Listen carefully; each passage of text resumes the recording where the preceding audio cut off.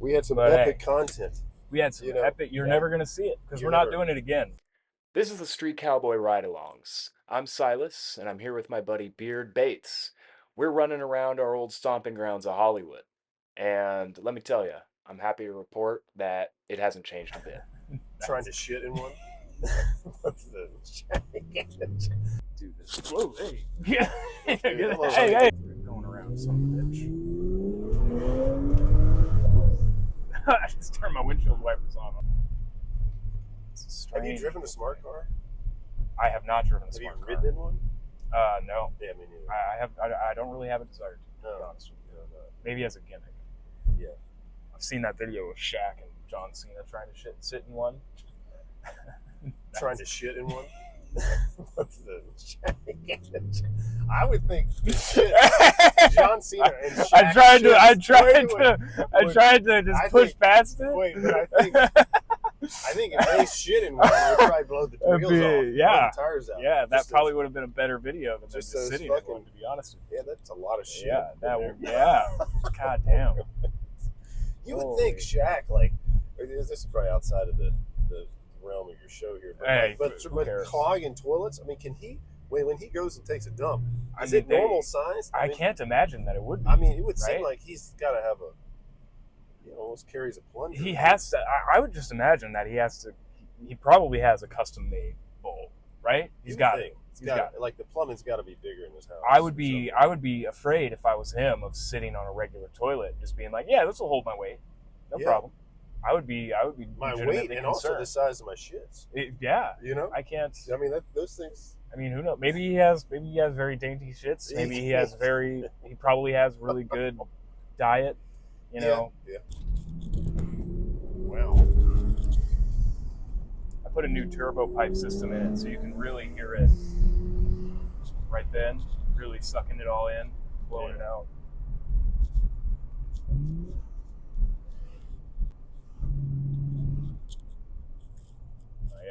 Well, it sounds good. It sounds really good. It's a good sounding car. This gas station sucks ass. Put out a PSA. They inflate. Look at the price. Look at the price of fuel. Look at the price of the diesel. $6.99. That's insane. Credit. Like, get out of here. This place sucks. What do you call it when those guys really camber? Like they go ridiculous camber. Yeah, why? What is that for? It's all about stance, bro. No, I know about stance. Well, I mean. Come on, Beard. I mean, I know, like, basic camber for, like, the hold on the road for race cars. Well, you know what it's for? No, but these guys that crank it, like, so you're riding on the edge. It's 100% just aesthetic. It has no value other than it's kind of the same thing like lowrider culture with the hydraulics. There's no reason to do that other than for the spectacle. Gotcha. Okay, because I didn't know, because it does come from, like, a race performance standpoint where cambering is a thing. However, it's just like going to the nth degree. It's kind of like, it's kind of like plastic surgery in boobs or something. Like big boobs used to be certain big, and then they became something else when you 100%. It's being able to put plastic in there.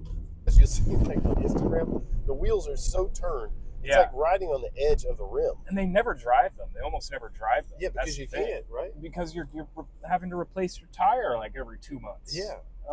It's terrible for the car. It genuinely is. What do they call that? What do they call it? It's called camber is like the term for it. Yeah, but they just call it stance. I think. Okay. Stance. Yeah. Okay. Because it's not quite. I've never seen a Los Angeles lowrider, like legit lowrider with camber. Because I don't think that the stance culture and lowrider culture has any crossover. They don't. Because I've never seen a car with stance that has hydraulics, and I've never seen a car with hydraulics that has those cars with stance I see are like rice rocket. Yeah. I was like, I went to school with a lot of those cats, and they were all about. The parking lot would be full of the slam stanced Hondas and lifted trucks with Confederate flags on the back of them, like that. You go into the parking lot, and that was what was out. That was what was there in the high school parking lot. Some of the guys have the same things, like they'd have the lifted truck and like You know, most of us And didn't the have Rice enough money Rocket? for No, both, okay. but there were plenty of swaps where it would be the Hispanic guy would have the truck with the Confederate flag, and the white dude who works in construction would have the slammed Honda. And then to go back Yeah, and forth. yeah, and yeah, it was very interchangeable. You would be talking to somebody and you wouldn't really know if this is a lifted truck guy or a stance racer guy. Did growing up, I mean, where you grew up affected pretty much like your relationship with cars, your love of cars, and like, or was it was more about.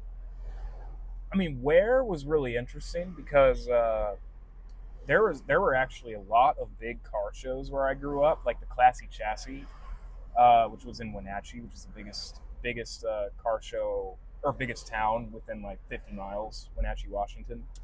Oh yeah, and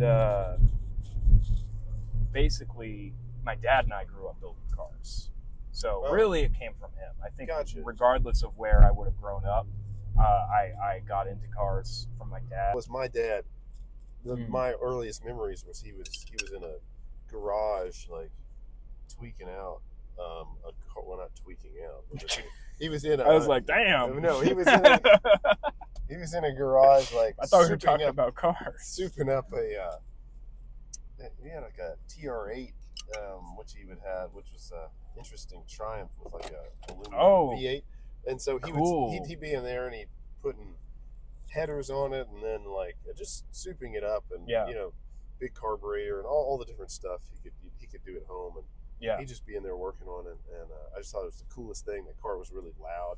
We'd go for rides in it, and then he had other cars, and we just, you know, it was all about cars. You know, and that I think vehicles were a huge part of my life, and like just design. I mean, I don't know, it was just a big.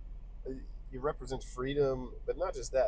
I think it comes from you got to have someone you grow up with it like that. Then it means something, right? I don't really hear of many people who became an adult and then became a car person. I don't think so. You know what I mean? I heard something from Chip Foose. You know who Chip Foose is? Yeah. So I used to watch Overhauling as a kid. Yeah. All the time. I loved that. But I heard something from him recently. He's an incredible artist. Amazing. I don't remember what the hell the video was about, but he started the video saying, I wasn't introduced to car culture, I was born into it. And I think that's something all car people have in common, is they, at a very young age, were surrounded by the culture. Yeah. And they're perpetuating it through their everyday, and it's just like I've had more cars than I have had friends. No, just kidding, but it feels like that sometimes. Yeah. And I was mentioning this to somebody who was asking about the Pilot, and they were also asking me, what's your dream car? And I was like, I think for car people that's an impossible question to answer, because, you know, let's take you for example. You have you have 4 cars, including your sick pickup truck. They all represent a different aspect of your personality at a given time.